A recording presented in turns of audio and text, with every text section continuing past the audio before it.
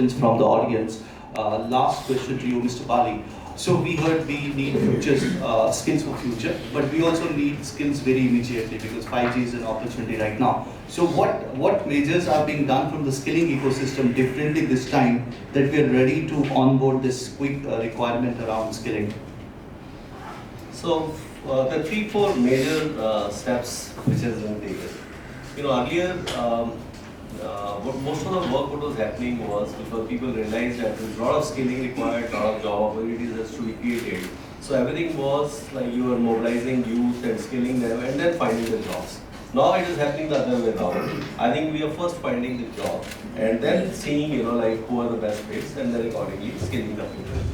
Second is earlier in skilling ecosystem, especially high-tech areas were getting knowingly or unknowingly neglected. Reason being that they didn't have capacity or nobody had capacity to really invest into infrastructure that was required for training. Like for example, 5G you have to create labs.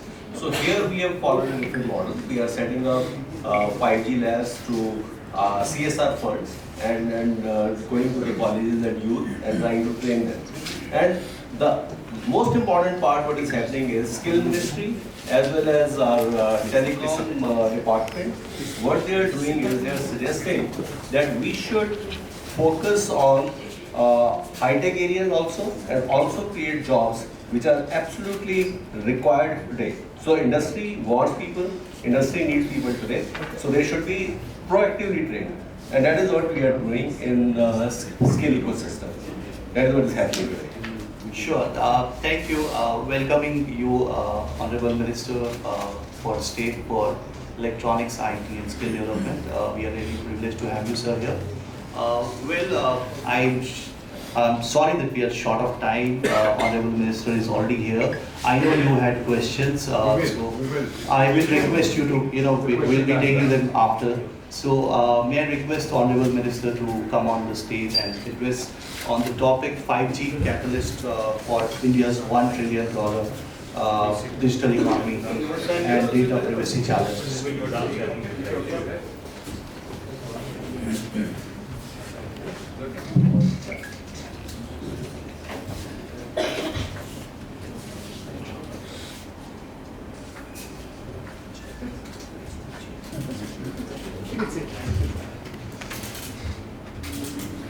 So good evening all. I do spend a lot of time evangelizing technology, but this is the first time I think I've been invited to speak to foreign correspondents about 5G. So let's put that down to a first today.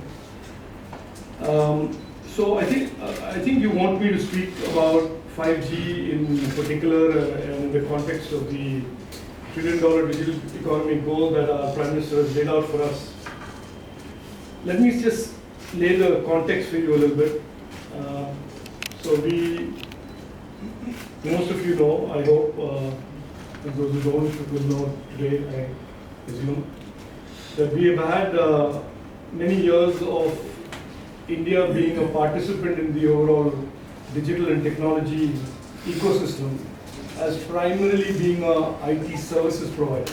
So ITES, IT is what we call that, and for several decades, since 2000, the Y2K, we have built companies like Infosys, HCL, Wipro, all these companies, and we do $240 billion of exports every year, and we help enterprises, governments, and consumers digitize around the world. And that has been the story for several years, organically growing 10-15% per annum for several years.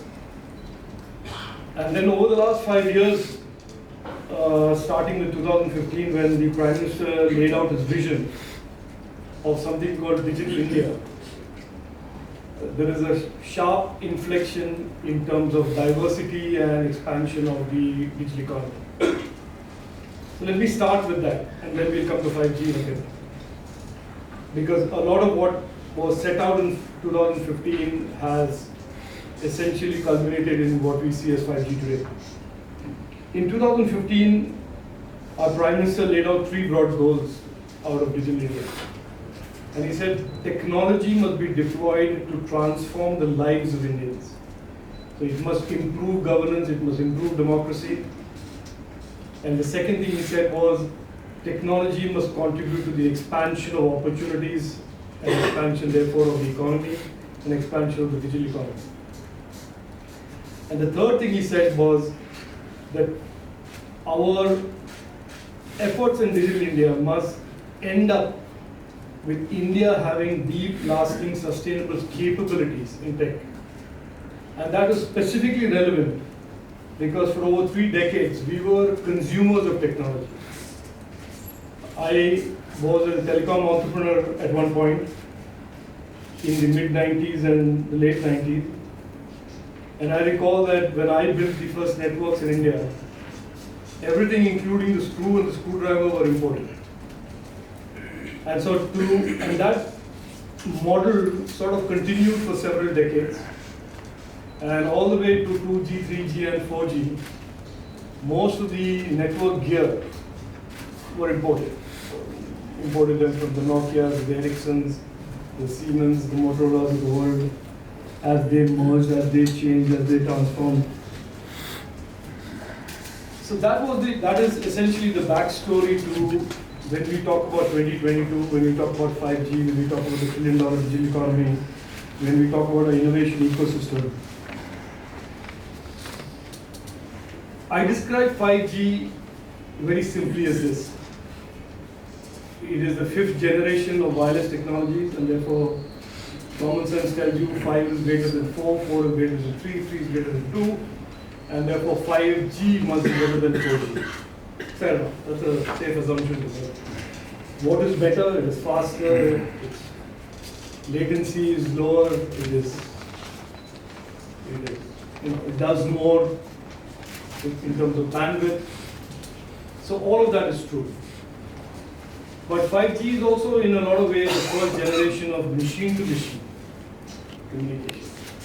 It dramatically transforms the internet in ways that we don't see, we have not envisaged, we haven't imagined in the world before 5G, 4G, 3G, 2G, broadband, fixed wireless, all of that.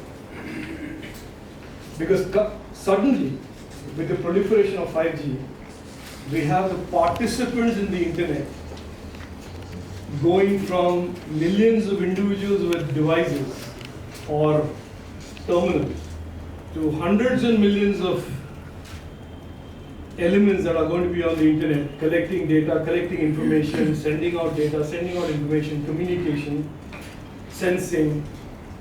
And then when you overlay that with artificial intelligence and all of that, and learning, you have decision making that are being undertaken by data and information that are coming at the internet from hundreds and millions of places rather than just an individual behind an intelligent device. So to that extent, 5G is the 5th generation of peer-to-peer, person-to-person communication, and therefore it will have all the additional bells and whistles that you expect.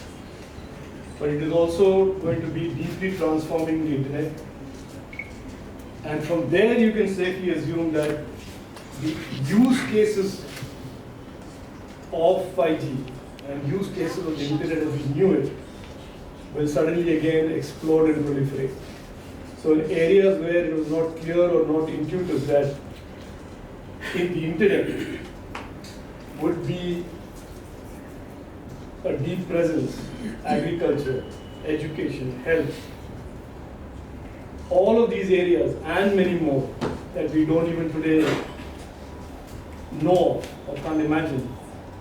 5G and the related use cases and applications and technology that sit on the network will create a deep and very, very vibrant ecosystem. So for India, 5G is not just about saying that we will get a lot more people with faster devices and faster internet, but it also means that there is an entire innovation ecosystem that is waiting to explode. That all of these applications, all of these technologies, all of these use cases translated into applications are waiting to be innovated. And the other big thing for India in the evolution of these technologies is 5G also represents, for the first time, the departure of network gear or network topology and architecture from proprietary black boxes that are owned by Nokia R&D or Siemens R&D or Ericsson R&D, as the case may be, to more and more open networks where open systems, open pieces of gear with virtualized networks can be the underlying technology, underlying network architecture. And in that, for the first time, India can legitimately aspire, and Indian entrepreneurship and Indian innovators can legitimately aspire to moving from being technology consumers, which was the case for the last 3 decades and the last 4 generations of technology, to basically developers of the next wave of innovation and the platforms and the network gear for 5G and 6G. I will, of course, you have many experts here who earn their living and bread and butter and pay the bills by deploying networks and providing services. So I can't add very much more to what they have already shared with you, except to say I think in the area of telecom and the area of internet, we are at an inflection point and we are entering probably one of the most exciting phases of innovation in the network and innovation around the network. The innovation in the internet and innovation around the internet. I was also asked to speak a little bit about data privacy, and I suspect that is a flavor of the week or flavor of the month. We have recently put out a new digital personal data protection bill for public consultation, and this is a pretty significant departure from what was the formulation, what was the design and architecture of the bill prior to this. It's a much simpler bill. It lays out the rights of the Indian citizen. It lays out the obligations of all platforms that are operating in India and want to provide services or products to the Indian citizen and seek data from that Indian citizen in return. And it provides for a very simple, foolproof adjudication process in the event there is a breach of the data or breach of the agreement or obligations of the data, the platform. It does not pretend to appoint a regulator and create a regulator for the data ecosystem. That is down the road when we create a new bill called the Digital India Act. This is a bill that is very narrowly focused on data protection for our consumers, and it achieves, in my humble opinion, I have a role in developing the bill, so this is a little immodest on my part to say, but as I said anyway, that we have achieved the seemingly contradictory objectives of preventing misuse by technology platforms of consumer data, protecting consumer data, and ensuring that the citizens' right to data protection is achieved, creating a compliance unintensive, non-intensive framework for people wanting to do business in India in the data space, of innovators and startups in the data space. And the third, providing for very codified access of the government to personal data in the case of law enforcement agency requirements, national security, pandemics, and disasters, natural disasters. So that is where the bill is today. It is open for consultation. When in 2010 I was a petitioner in the Supreme Court seeking privacy as a fundamental right, I was met with derision and people saying, what is privacy and why is privacy so important? It's an elitist concept. 12 years later, I'm pleased to report that everybody in India has a view on it. Some informed, some not so informed, and everybody wants to be part of that debate. I welcome that. But I only encourage the debate to be informed debates rather than characterizations of big government and government grabbing and overreach and so on and so forth, which are based on more paranoia rather than the facts. I will leave it at that, and I'm quite happy to take any questions and have a conversation with you on both these subjects as the case may be. Thank you. Jai Hind.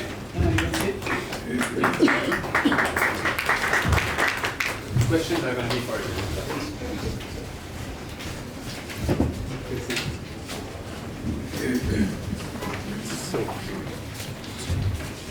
So we're going to open the floor for questions for both the topics that we mentioned, 5G and digital protection.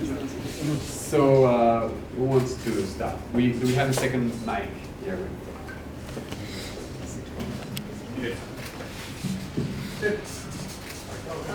Good evening to all of you. I have known Rajiv when you were a member of parliament and you were really not a minister, and also as a business entrepreneur many years back when I was in Doordarshan. Just to begin with, I mean, it's a very common man's question, as you were saying, that it was more of the executive talk. But two things I want, what you guys have talked is very highly technical, you know.